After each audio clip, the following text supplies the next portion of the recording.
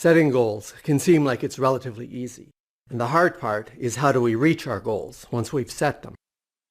But one of the things that can make our goals challenging to achieve is that the goals we set for ourselves aren't very well constructed. And if we can learn to frame our goals better in the first place, we make it more likely we'll be able to achieve them. Now, you might have heard of SMART goals, and we're going to talk about more than just SMART goals in this video, but they're a good place to start. SMART is an acronym that stands for specific rather than broad or general goals, measurable so we can track our progress,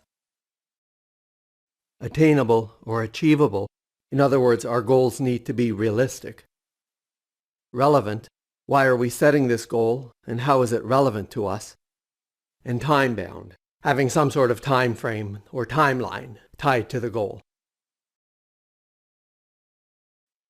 So one of the most important parts of setting goals is that we make them specific.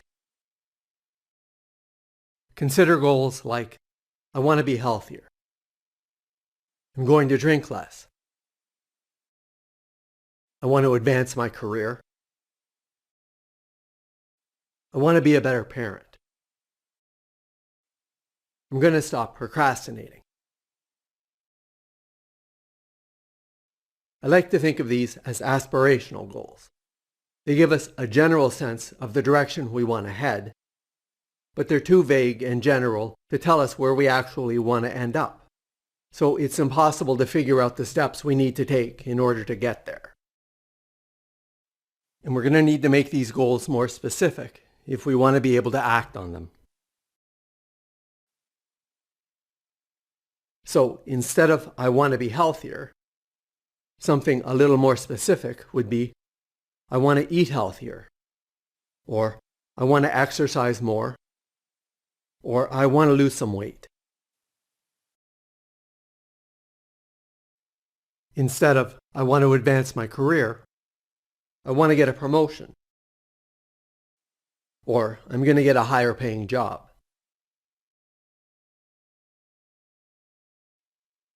Instead of be a better parent, I'm going to spend more time with my kids and be less distracted and more patient when I'm with them. Instead of I'm going to stop procrastinating,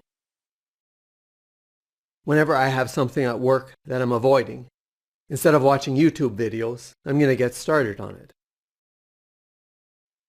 Or I'm going to clean the kitchen after dinner before I start watching TV.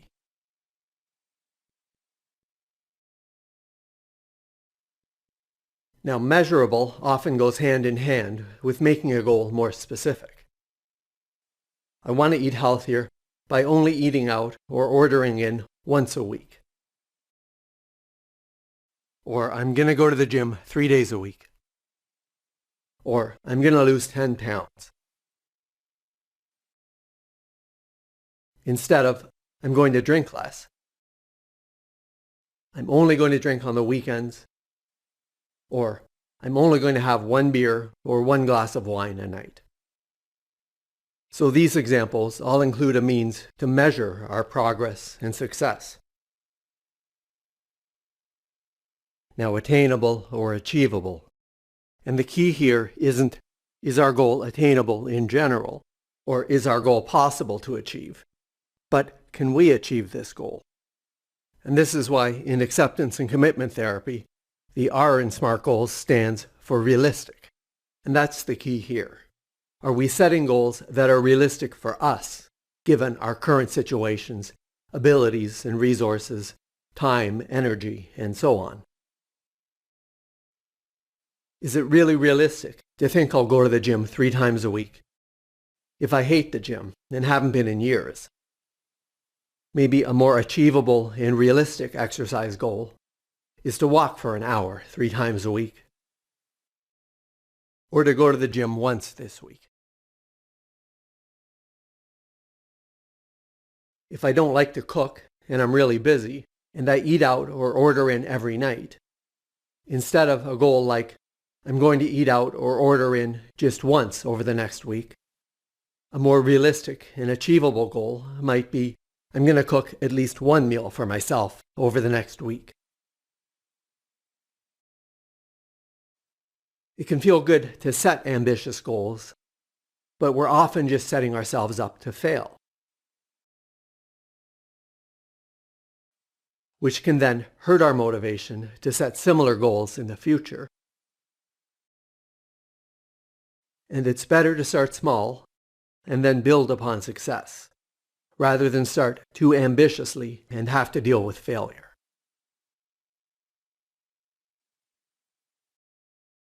And it's also important that we set goals based on factors we have control over. Sometimes we think our goals are reasonable and achievable, but it turns out they rely too much on factors outside our control. I once set a goal for my channel to increase my number of views that seemed absolutely reasonable based on the rate my channel was growing. But to a large extent, my views are a function of how often the algorithm decides to suggest my videos. And the algorithm decided to reduce how much it was suggesting my videos. And so not only didn't my view count grow, I get fewer views than I did a year ago when I set this goal, despite having a lot more subscribers and videos and releasing them more frequently. So I failed miserably at my goal, but it wasn't due to a lack of effort. I devoted a lot more time to my videos, and I think they're better now than they used to be. My goal failed because the metric I chose to measure my goal is not something I have that much control over. It relies too much on the algorithm. And so it would have been much better to frame the goal in terms of something I did have control over, like to release a new video at least every other week, or to spend at least 30 hours a week working on them. Now let's talk time-bound. SMART goals were conceived for setting project or performance-related goals in a business context, and it's easy to set business-related, measurable, and time-bound goals. But in the case of personal goals, the time-bound aspect is often immediately. I'm going to go to the gym 3 days a week, starting this week. Or I'm only going to drink 1 beer a night, starting today. Or starting tonight, I'm going to clean up the kitchen after dinner before watching TV. We can add an arbitrary length of time, like for the next month, but often personal goals are about sustaining change, in which case it's better to not specify a duration. So instead of I'm going to go to the gym 3 days a week for the next month, just I'm going to go to the gym 3 times this week. And then if we do that, great. Now we do it again next week. And if we don't succeed, then we reevaluate our goal, and maybe we need to change it a bit. Or if the goal still seems reasonable, we might need to come up with a better plan to help us achieve it. And timeframes are often the part of a goal that we have the least control over. If I have a goal to get a better paying job, why add in, I'm going to get a better paying job in the next 6 months? We want to get started on our goal right away, and we can make the steps in our plan to reach that goal time-bound. I'm going to update my resume this week. I'm going to reach out to the following people in my professional network by the end of next week, because we do have control over the time frame of these steps. But to actually land a better paying job within the next 6 months, well, there are a lot of factors outside of our control that can prevent us from being able to reach our goal within that time frame.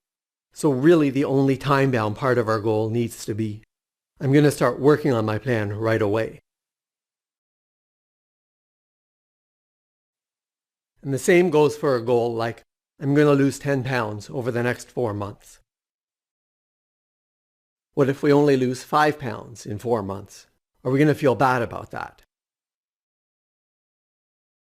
Or if we notice that we've only lost 1 pound over the first month, are we going to become discouraged and lose motivation or maybe even give up? Which is why I prefer goals that leave lots of room for success. while still motivating ourselves to achieve as much as possible. So having some sort of composite goal, a goal with different tiers. Something like Tier 1, I'm going to track my calories every day. And Tier 2, and try to lose some weight. And so any amount of weight loss will count as success. And Tier 3, and I'll do my best to lose 10 pounds over the next 4 months. So I still have a goal of losing 10 pounds to strive for. But even if I don't reach that, I've built in other, less ambitious, but more achievable goals that still allow for success. Now let's talk about relevance. Is our goal relevant to the bigger picture? Does it tie in to our overall life goals, priorities, and aspirations? If it doesn't, we're not going to be that motivated to work towards achieving it. In acceptance and commitment therapy, the M in SMART goals stands for meaningful.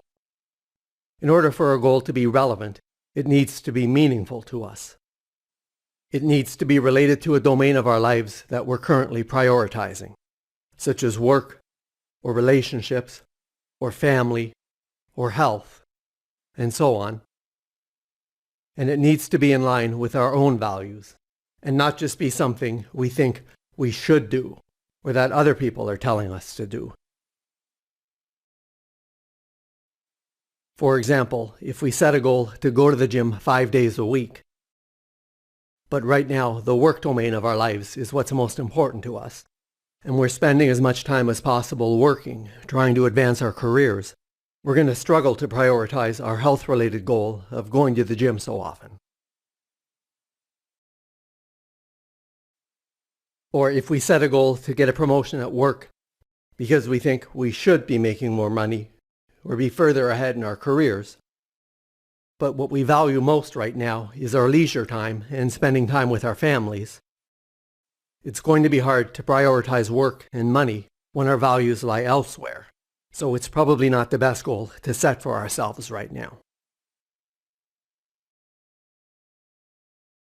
So we want to make our goals relatively SMART, specific enough that we can take action on them, and measurable and time-bound enough to be able to track our progress, and attainable not just in theory, but realistically achievable for us based on things we can control.